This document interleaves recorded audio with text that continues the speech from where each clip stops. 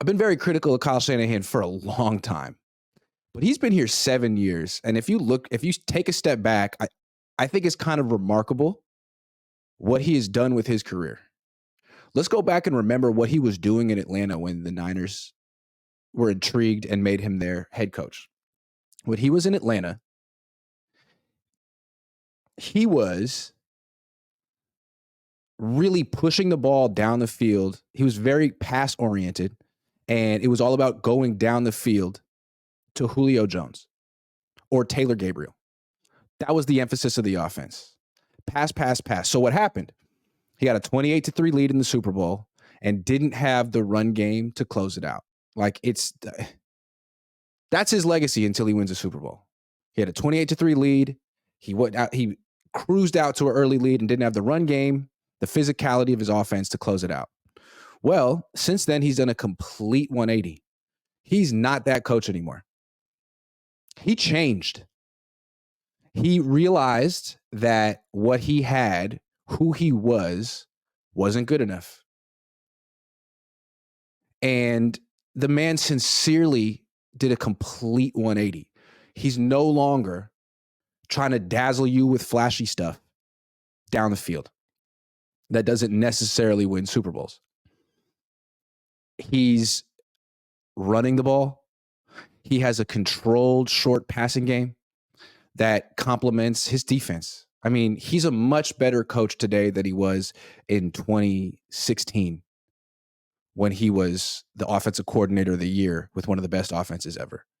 Because that year, as good as his offense was, he didn't understand what it took to win the Super Bowl. He couldn't close out a 25-point lead. Now he could. Now there is no way Kyle Shanahan would blow a 25-point lead in the second half. And really, he blew a 10-point lead in the fourth quarter of the Super Bowl. I don't think he would do that anymore either.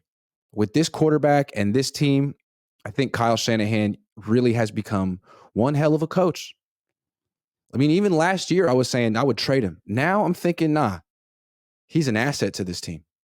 He's really good, and he's changed. He's grown, and he did it in his early 40s, which is interesting. Like, I thought he was so stuck in his ways. He's been in the NFL since his late 20s. Like, he's been doing this for at least 15 years.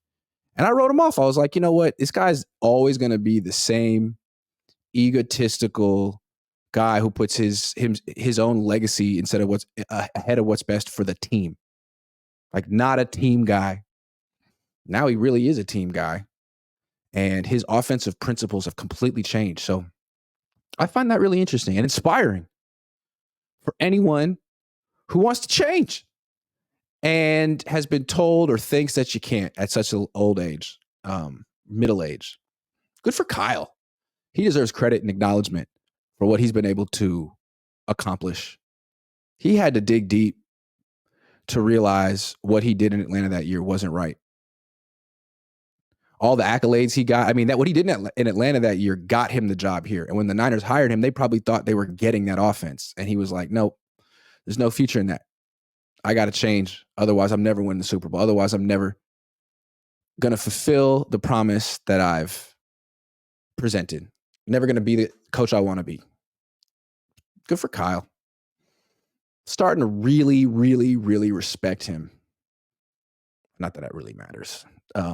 Okay, let's talk. Let's get one super chat.